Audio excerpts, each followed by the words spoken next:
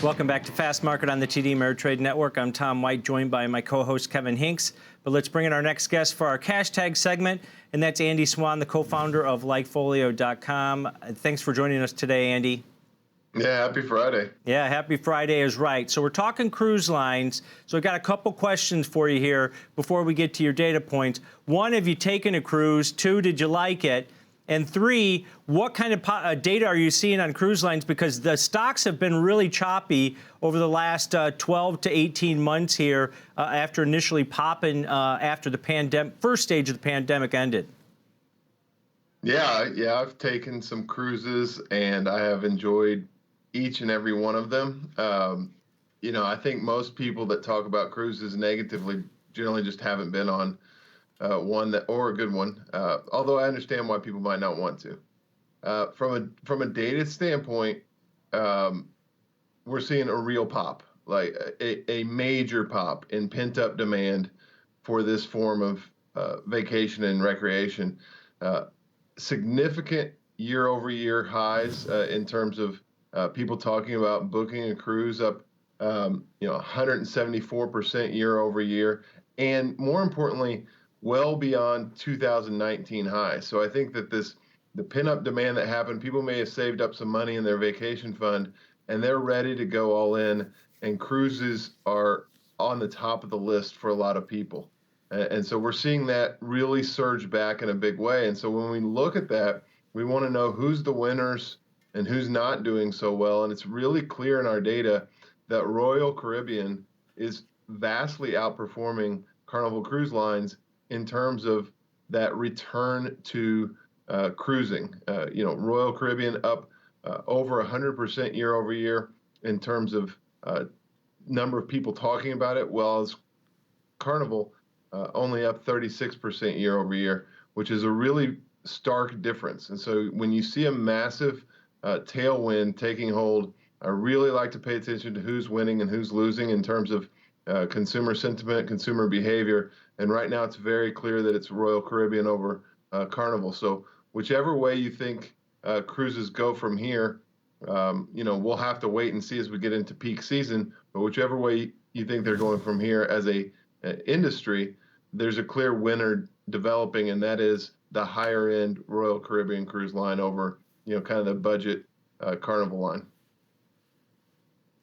Yeah, Andy, I think you've got your finger right on it there. I think it is the more expensive cruises give you the better overall experience. And I've been on Royal Caribbean, I've been on their celebrity line, and it's a fabulous experience. I did not peg you. I would have lost money if someone would have bet that Andy Swan was a cruise guy. I would have lost money on that bet, but that's good to know. See, we have that in common, Andy. So I like the fact that you can have a health club 50 feet away and a bar 50 feet away on the same place. I really like things like that. That's a good relationship. But Andy, my question is this: gasoline prices, right?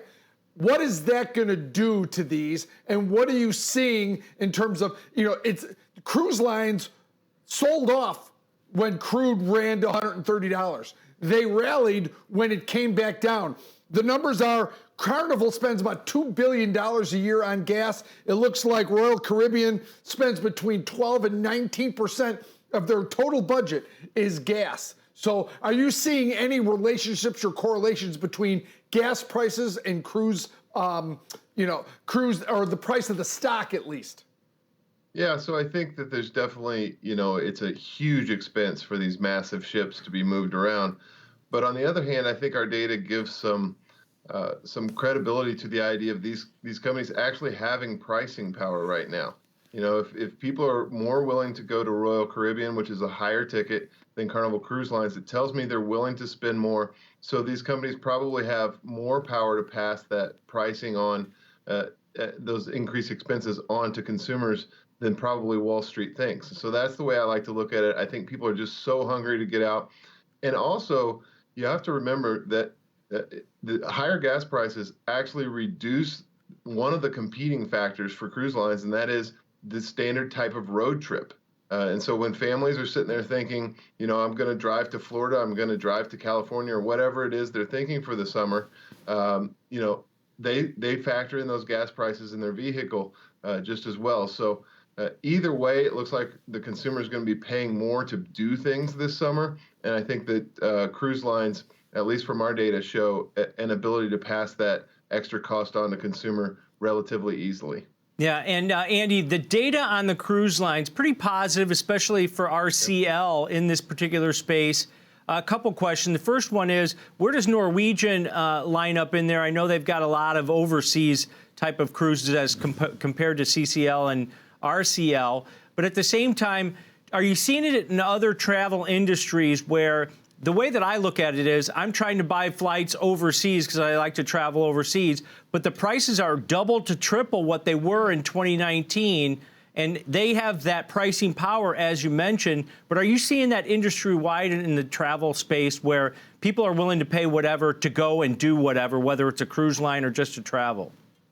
Yeah, I mean, international travel mentions in our data is up 30%, which is pretty good. The main problem that we're seeing with international travel isn't so much cost, although that's a big factor, but it's also navigating all of the different rules of the different places that you're going to go, whether it's vaccine passports, masking, all the different types of rules or mandates that may be in place. And it's not just, I don't want to participate in that, but it's I can't figure out what I need to bring or what I need to do. So maybe this year I'm just going to stay domestic. I think that's the biggest type of takeaway at this time, kind of waiting for everything to become easier to do. I think the difficulty of traveling internationally right now is really holding back that industry from a travel perspective. Now, we don't have earnings for RCL soon. We've got CCL next week. But as an industry whole, are you positive on the industry or more positive on individual names as opposed to the industry? Yeah, I'm kind of wait and see on the industry. We'd love to see what we see right now in terms of that pin-up demand, but once that filters through the system, want to see some follow through. But I like picking individual names and saying, if I'm going to play this, I would be positive on Royal Caribbean, negative on Carnival Cruise Lines. That's kind of the dichotomy we've come to out of the data so far. Okay, got it. And real quick, Andy, before we let you go, March Madness is here. My Boilermakers play in about an hour and 15 minutes. Who do you like to win the whole thing? Well, I think your Boilermakers just got a little bit easier of a path last night, so that looks good. And then I also like Gonzaga. I think that's going to be a really tough team to beat. They kind of have all the tools and a lot of experience. All right, great rundown as usual. Gonzaga, a lot of people picking them. Bad first half yesterday, but they pulled it out, of course. All right, Andy, have a great weekend. Thanks, you too. All right, that's Andy Swan, co-founder of LikeFolio.com.